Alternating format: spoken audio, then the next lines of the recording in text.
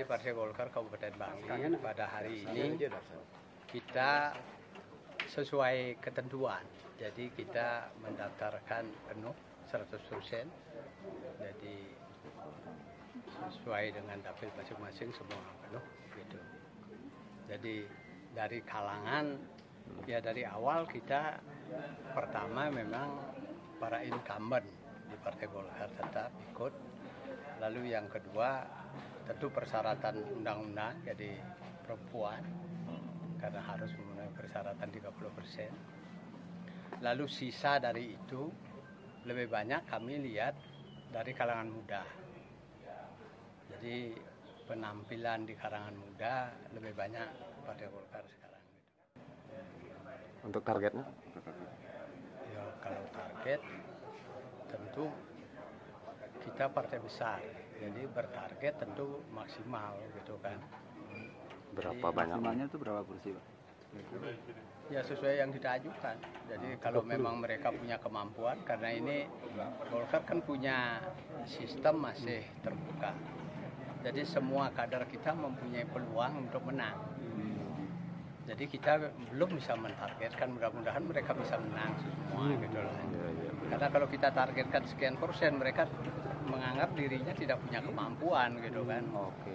Jadi kita harapkan semua berjuang sama dan mempunyai kesempatan yang sama, termasuk sama dengan para incumbent kita. Jadi kalau incumbent lebih kecil suaranya ya tetap dikalahkan oleh yang muda sekalipun. Gitu. Kebetulan ada mantan Mekal beberapa yang ikut mau mencalonkan diri di Partai Golkar. Berapa banyak, Pak? Yang setahu kita hanya 2. Dari mana itu? Dari Songan satu mantan Mekal, kemudian Pak Jerolana sama Pak Sudamo. Dan dari kader, banyak dari kader luar Golkar yang sebelumnya maju di luar Golkar tapi karena gagal, ya sekarang sudah masuk Golkar. Tapi kita pada dasarnya tidak berpikir demikian. Kita tidak peduli bahwa mereka bekas di mana. Kita tidak perhatikan itu. Tetapi kalau mereka sudah siap mengabdi di Partai Golkar dengan persyaratan dan ketentuan Partai Golkar, kita ajak bersama. Pak, untuk yang ke provinsi siapa? Kenapa? Yang ke provinsi saya kebetulan ya, Bapak Ketua DPD, lalu Pak Made Subrate yang bekas ikut pilkada dulu, lalu ketiga Pak Niloh Murdini. Itu udah sesuai rekomendasi DPP atau gimana? Sudah. Berarti Pak Gunawan tidak maju lagi, Pak? Rekomendasi DPP sudah demikian, sudah turun gitu. Kami semua sekarang ini sudah rekomendasi DPP. Karena sesuai silon kalau tidak rekomendasi DPP kita tidak bisa masuk di KPU. Gitu. Kapan keluar rekomendasi DPP-nya? Yang tingkat 1 kami tidak tahu itu persisnya. Tapi buktinya sudah didaftarkan tadi kan. Tetapi yang kita baru gitu, yang untuk tingkat 2. Barusan kira-kira jam berapa Pak? Jam 1 sekian. Jam 1 sekian lah gitu. Pak, tanpa incumbent di provinsi, gimana kira-kira Golkar, Pak? Oh, Golkar itu kan tetap kita tetap mengutamakan penilaian terhadap incumbent, tetapi tetap juga harus memperhatikan kepentingan partai. Jadi kepentingan partai yang kami maksudkan, di samping kami yang menilai, juga DPD menilai, DPD 1 artinya, dan DPP juga menilai. Gitu.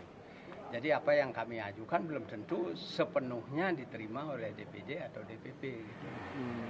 Artinya tidak ada persoalan untuk meraih kursi di provinsi, Pak, tanpa incumbent ini?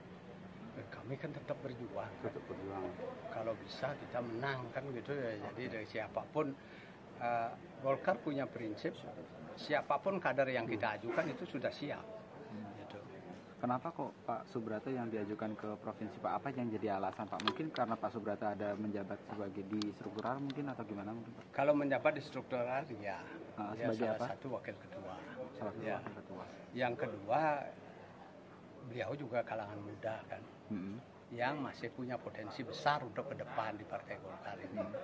Kita lihat bahwa beliau mampu dalam perhelatan pilkada dulu memperoleh suara yang signifikan lah walaupun kalah gitu, tetapi lumayan punya suara. Jadi kami di Partai Golkar harus menghargai juga kemampuan kader yang seperti itu. Nah itu juga salah satu pertimbangan, tidak mesti itu kita pegang gitulah. Udah cukup. Pak, katanya masih ada peluang buat merubah gitu nanti. Itu DPP punya. 1, 2, 3. 1, 2, 3.